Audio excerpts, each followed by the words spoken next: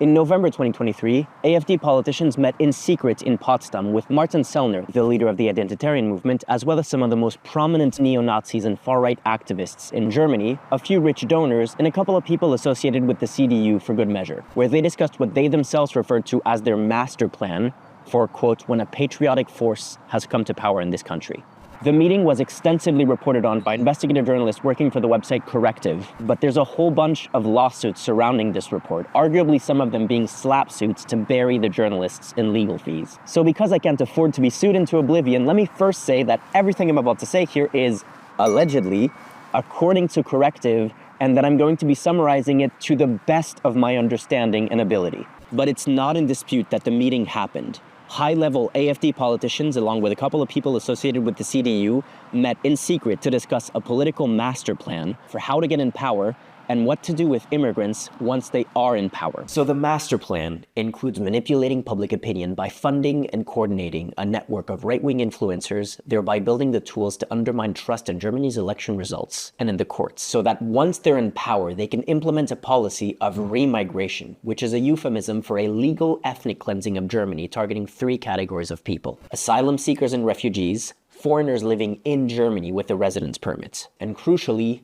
German citizens who they consider to be non-assimilated. This could be recent immigrants who went through the process of getting German citizenship, or perhaps second or third generation immigrants who were born in Germany but whose parents or grandparents came from abroad. Wir brauchen Remigration, in Sicherheit leben zu können.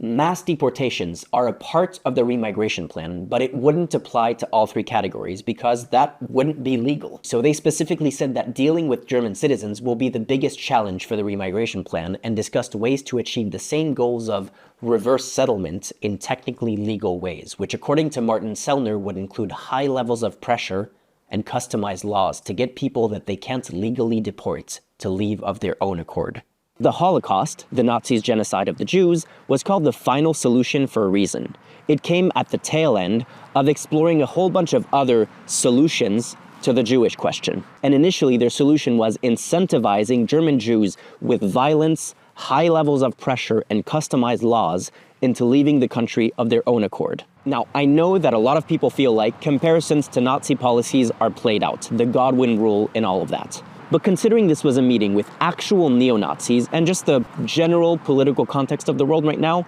I think it's time to get over those feelings. In fact, a year after the Potsdam meeting, AfD members met again in Switzerland this time with other neo-Nazi groups, including the Blood and Honor movement.